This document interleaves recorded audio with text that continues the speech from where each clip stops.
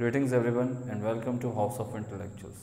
Friends, in my earliest video, I told you that I would tell you about tenses.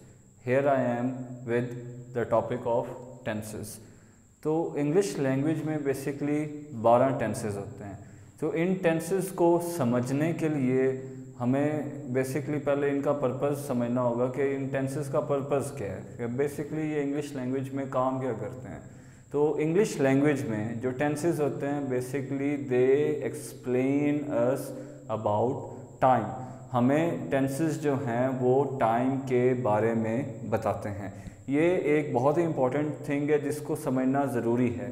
जो whole purpose है tenses का कि वो जो टेंसेस में इतने रूल्स हैं या रेगुलेशंस हैं जो टेंसेस को इतना स्ट्रिक्टली फॉलो किया जाता है वो इसी वजह से किया जाता है कि हमें टाइम के बारे में क्लियरली पता चल सके।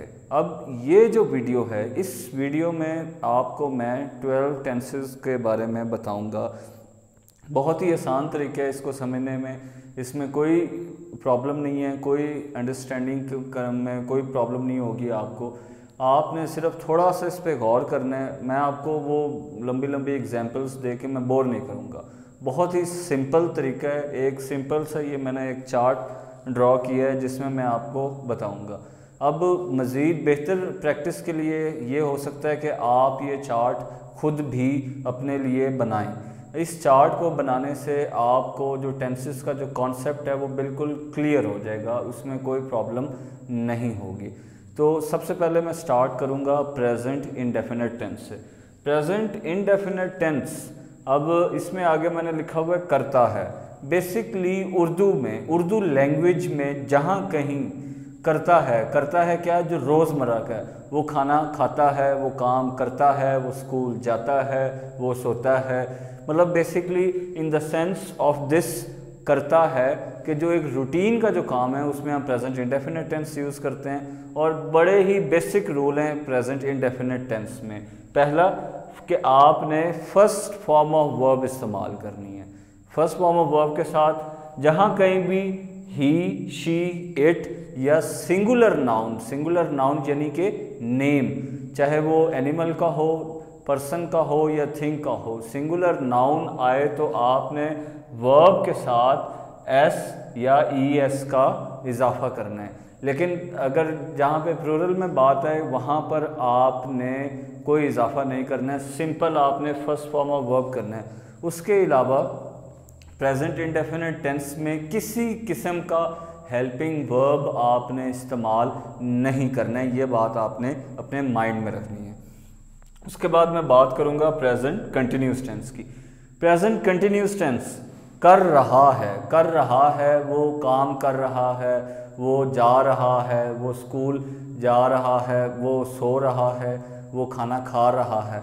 बेसिकली जो at the moment, in the moment हो रहा है, जैसा कि मैं आपके साथ मुखातिब हो रहा हूँ कि मैं इन द मोमेंट जो मैं बात कर रहा हूँ वो प्रेजेंट कंटिन्यूस टेंस में आती है। अब प्रेजेंट कंटिन्यूस टेंस में क्या है जी, फर्स्ट फॉर्म ऑफ वर्ब है विद आई एन जी, कि फर्स्ट फॉर्म ऑफ वर्ब का आपने इस्तेमाल करना है विद आई एन जी। ये एक इम्पॉर्टेंट थिंग है। उसके अलावा आपने यूज़ क्या करना है, एम को यूज़ करना है आई के साथ, कि जहाँ कहीं पे आप अपने बारे में बात कर रहे हैं, जैसे कि I am speaking to you, वहाँ पर आपने आई के साथ एम का यूज़ करना है। यू, दे, वी, इनके साथ आपने आर का इस्तेमाल करना है। और जहाँ कहीं भी ही, शी, इट आए उसके साथ आपने इज़ का इस्तेमाल करना है। और जहाँ कहीं सिंगुलर नाउन आए, जैसा कि मैं आपको ऊपरली ये इसमें प्रेजेंट इंडेफिनिट टेंस में बता चुका हूँ कि जहाँ पे सिंगुलर नाउन आए वहाँ पर भी आपने इज़ का इस्तेमाल करना है। बहुत ही सिंपल है। जैसे I am speaking to you, I am speaking, speak first form of verb है और उसके साथ मैंने सिंपली क्या किया, आई एन जी का इजाफा कर दिया। उसके बाद मैं बात करूँगा प्रेजेंट परफेक्ट टेंस की, कि वो काम जो कि अभी अभी मुकम्मल हो चुका है, काम हो गया लेकिन अभी अभी हुआ है, मतलब वो कोई ज़्यादा पुरानी बात नहीं है। तो ये आ जाएगा कि उर्दू में कहेंगे कि कर चुका है, वो खाना खा चुका है, वो जा चुका है, वो बैठ चुका है। तो ये सारे क्या हैं, ये प्रेजेंट परफेक्ट टेंस की कैटेगरी में आते हैं। अब जो प्रेजेंट परफेक्ट टेंस है ये शायद कुछ लोगों के लिए थोड़ा सा कंफ्यूजिंग हो, लेकिन कोई परेशानी वाली इसमें बात नहीं है। सबसे पहले आपने जो बात याद रखनी है कि इसमें आपने थर्ड फॉर्म ऑफ वर्ब का इस्तेमाल करना है। किसका इस्तेमाल करना है? थर्ड फॉर्म ऑफ वर्ब का। उसके बाद जो आपने काम करना है कि आपने हैज़ का इस्तेमाल करना है और हैव का इस्तेमाल करना है। अब हैज़ का इस्तेमाल जहाँ कहीं भी सिंगुलर नाउन आए या ही, शी, इट आए वहाँ पर आपने हैज़, और जहाँ पे बात प्लूरल में हो रही हो कि एक से ज़्यादा लोगों में हो रही हो वहाँ पे सिंपली हैव का इस्तेमाल करना है। जैसे मैं कहूँगा दे हैव स्पोकन, वो बोल चुके हैं, या मैं कहता हूँ दे हैव इटन, वो खा चुके हैं। वो जा चुका है कि he has gone, go, went, gone के गॉन क्या है, मैंने थर्ड फॉर्म ऑफ वर्ब का यूज़ किया। उसके बाद हम बात करेंगे present perfect continuous tense. Basically ये कम्बिनेशन है कंटिन्यूस का और परफेक्ट का। इसमें दो तरह के रूल्स आए हुए हैं, इसीलिए दो तरह के रूल्स इस तरह कि सबसे पहले आपने क्या करना है कि आपने फर्स्ट फॉर्म ऑफ वर्ब का इस्तेमाल करना है उसके साथ आईएनजी का, जैसे यहाँ पर मैं आपको बता चुका हूँ इन प्रेजेंट कंटिन्यूस टेंस। उसके बाद आपने क्या करना है, आपने हैव बीन और हैज़ बीन का इस्तेमाल करना है। यहाँ पे बीन जो वर्ड है वो एक्स्ट्रा, लेकिन हैज़ और हैव जैसे कि परफेक्ट टेंस में, ये आपने दो चीज़ें याद रखनी है कंटिन्यूस परफेक्ट से। उसके बाद कि ये है क्या, यहाँ पे मैं एग्जांपल दे रहा हूँ, सुबह से कर रहा है, मतलब काम जो है वो पहले शुरू हो चुका है और वो अभी भी एट द मोमेंट भी जारी है। तो इसीलिए हमने इन दोनों जो टेंसेस हैं इनको कंबाइन कर दिया और इसको प्रेजेंट परफेक्ट कंटिन्यूस टेंस बना दिया। तो इसमें भी कोई इतनी प्रॉब्लम नहीं है। अब सुबह से कर रहा है, सुबह से क्या कर रहा है, मिसाल के तौर पे वो सुबह से इंतज़ार कर रहा है। मैं आपको ऑलरेडी बता चुका हूँ कि ही, शी, इट और सिंगुलर नाउन के साथ हैज़ का इस्तेमाल करना है। तो सुबह से वो इंतज़ार कर रहा है, he has been, he has been. अब यहाँ पे क्या करना है, वेट, वेट के साथ क्या आईएनजी लगा दिया, तो ही हैज़ बीन वेटिंग। अब आपने क्या यहाँ पर मैंने यूज़ किया हुआ सिंस या फॉर। जो सिंस और फॉर है ये टाइम के बारे में बेसिकली बता रहा होता है हमें। तो यहाँ पर हमने कहना है यहाँ पे सिंस का इस्तेमाल करना है कि सिंस मॉर्निंग, के सुबह से वो इंतज़ार कर रहे हैं। कब से इंतज़ार कर रहे हैं? सुबह से।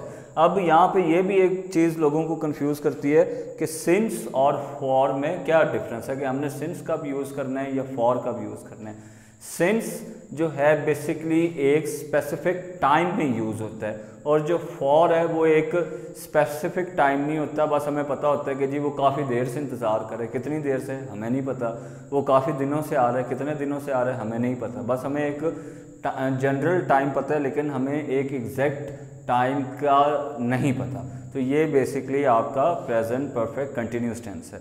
अब ये जो पहले चार टेंसेस हैं इंतहाई आसान है, इनको समझने में कोई इशू नहीं है। मतलब विदाउट एग्जांपल्स अगर हम जस्ट इन रूल्स को समझ लें तो हमें पता चल रहा है कि सिर्फ ये इन चार लाइंस पे अगर हम फोकस कर लें जो हमें उर्दू में बताती हैं, और आगे इन रूल्स को अगर हम अपने माइंड में रख लें तो ये आपको समझने में बहुत ज़्यादा आसानी होगी। उसके बाद मैं बात करूँगा पास्ट इंडेफिनेट टेंस की। अब जो पास्ट है वो बेसिकली आप कह लें कि ऑपोजिट है ऑफ प्रेजेंट इंडेफिनेट टेंस। अब पास्ट में सिर्फ एक रूल आपने याद रखना है, जस्ट एक रूल। वो क्या रूल है जी? Second form of verb. और उर्दू में अगर हम उसकी निशानी देखें तो करता था, यहाँ पे करता है, तो पास्ट इंडेफिनेट में क्या हो गया जी? करता था बेसिकली आ गया। आपने कोई is, am, are, was, were, has, have का किसी हेल्पिंग वर्ब का इस्तेमाल नहीं करना। सिंपल, चाहे कोई भी प्रोनाउन है या सिंगुलर नाउन है, आपने just second form of verb का इस्तेमाल करना है and you are good to go, कि बस आपका सेंटेंस जो है वो बिल्कुल ठीक है। इसमें कोई कंफ्यूज होने की आपको ज़रूरत नहीं है। अब हम बात करेंगे पास्ट कंटिन्यूस टेंस की। पास्ट कंटिन्यूस टेंस में सेम प्रेजेंट कंटिन्यूस टेंस की तरह रूल है। जस्ट इज, एम, आर की जगह पर आपने उसको वॉज और वर से चेंज कर देना है। वर जो है वो आपने यूज़ करना है दे के साथ, वी के साथ, यू के साथ, या ये इन सारों के साथ आपने वर का ही, शी, इट और सिंगुलर नाउन के साथ आपने वॉज का यूज़ करना है और simply first form of verb करना है। अब यहाँ पे उर्दू में अगर हम इसकी निशानी देखें तो कर रहा था, वो सो रहा था, ही वॉज स्लीपिंग, वो खेल रहे थे, वो दे वर प्लेइंग।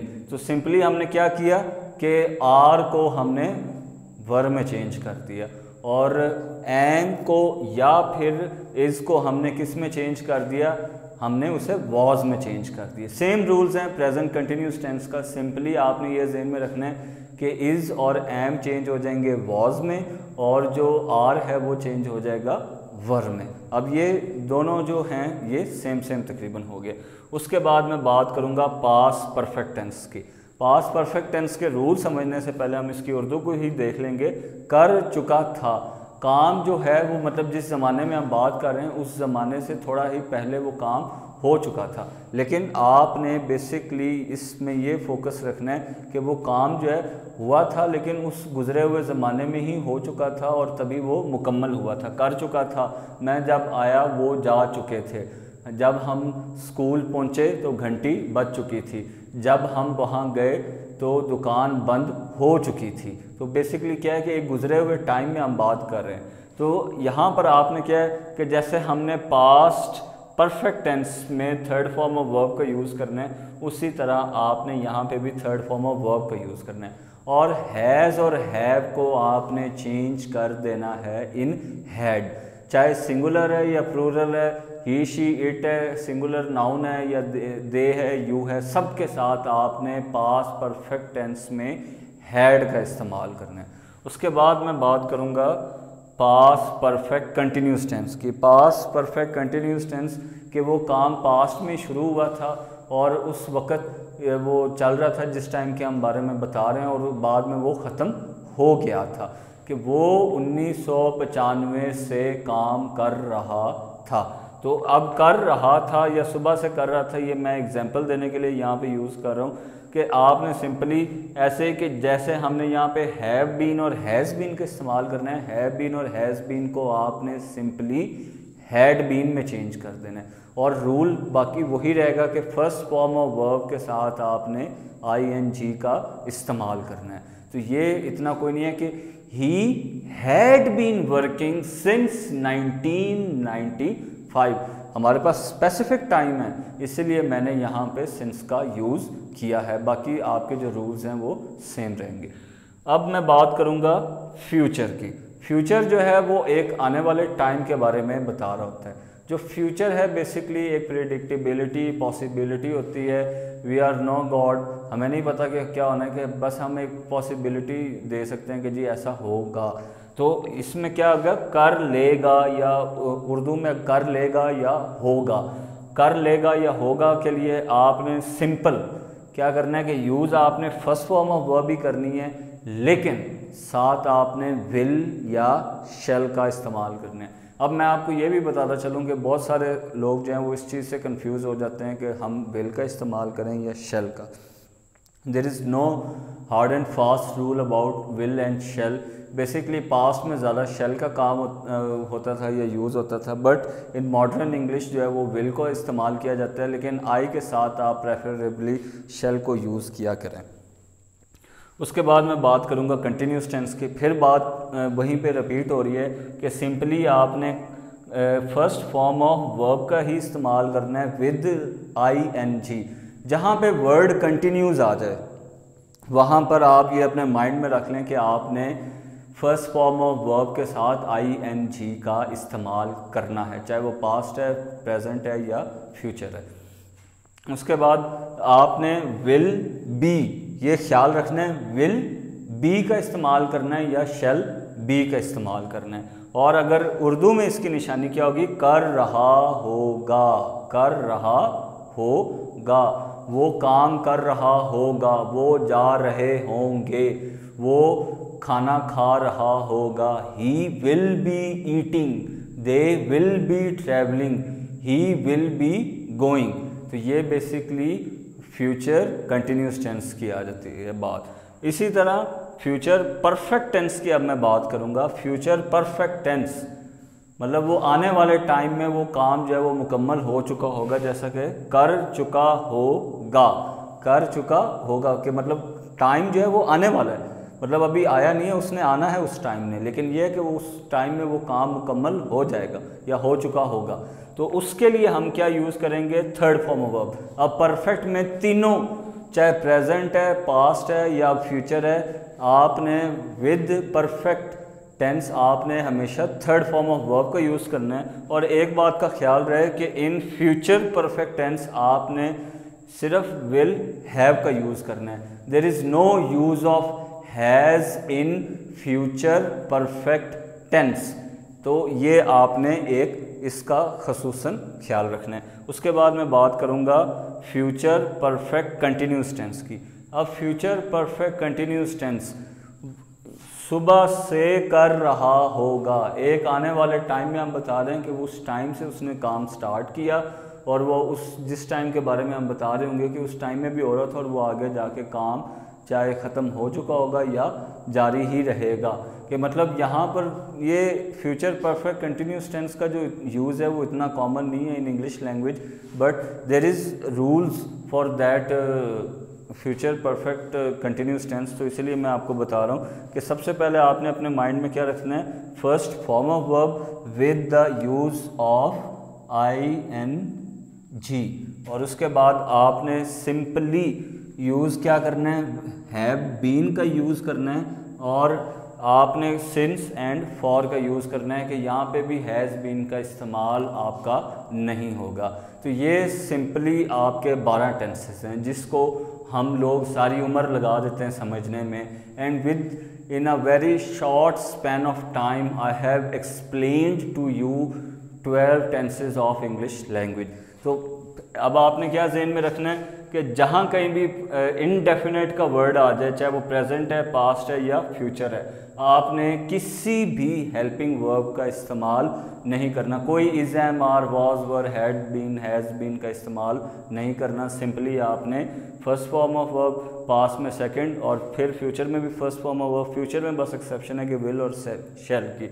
जहाँ पे वर्ड कंटिन्यूस आ जाए अपने माइंड में रखना है कि आपने ing का इस्तेमाल करना है with first form of verb. इसी तरह जहाँ पे परफेक्ट टेंस की बात हो वहाँ पर आपने simply third form of verb का, और जहाँ पे परफेक्ट कंटिन्यूस हो वहाँ पे same as first form of verb और प्लस ing। तो ये सारे जो टेंसेस हैं एक दूसरे से बहुत ज़्यादा मैच करते हैं। सिंपली जस्ट आप हेल्पिंग वर्ब्स को चेंज कर देते हैं और वो एक दूसरे से डिफरेंट हो जाते हैं, लेकिन इन रूल्स को फॉलो करना ज़रूरी है। उम्मीद करता हूँ कि आपको आज की वीडियो की भी बहुत अच्छे से समझ आई होगी। इसकी प्रैक्टिस करें ताकि आपको मज़ीद बेहतर समझ आ सके, और ख़ुद से इसकी जो एग्जांपल्स है वो क्रिएट करें by understanding this chart. That is all for today. Take care.